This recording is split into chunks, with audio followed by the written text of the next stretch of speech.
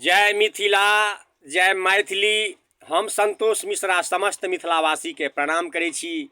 एकटा रचना लऽ के अयलहुँ हँ, पारिवारिक जिम्मेदारी। आशा करै छी नीक लागत। जखन पारिवारिक जिम्मेदारी बढ़त, बहुत किछु कहऽ पड़त, बहुत किछु सुनऽ पड़त। कखनहु बोली रहितो बौक बनऽ पड़त, कखनो दढ़ तऽ कखनो फाटलो पहिरऽ पड़त। सामंजस्य बैसाबैमे कनि तकरार बढ़ै छै, कखनो माथ ऊपर तऽ कखनो माथ झुकाबय पड़त। बहुत कठिन समस्या उत्पन्न भऽ जाइ छै जखन धैर्य धारण करऽ पड़त, मोनके बुझाबय पड़त।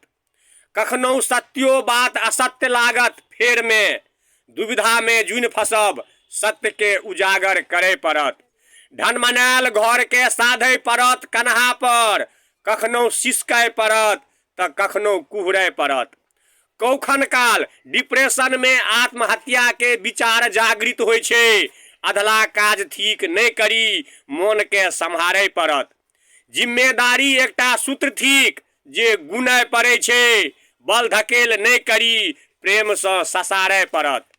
जिंदगीमे जिम्मेदारी उठेबाक साहस राखी, प्रेम आ व्यवहारमे समतुल यानी बराबर राखी।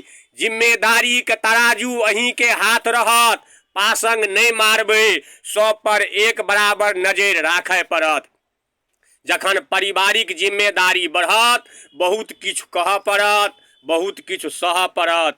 जय मिथिला, जय मैथिली। सबके लेल मंगल कामना। रचना नीक लागत तऽ लाइक, सब्सक्राइब आ शेयर जरूर करब, से निवेदन प्रार्थना। एक बेर पुनः सबके प्रणाम। जय मिथिला।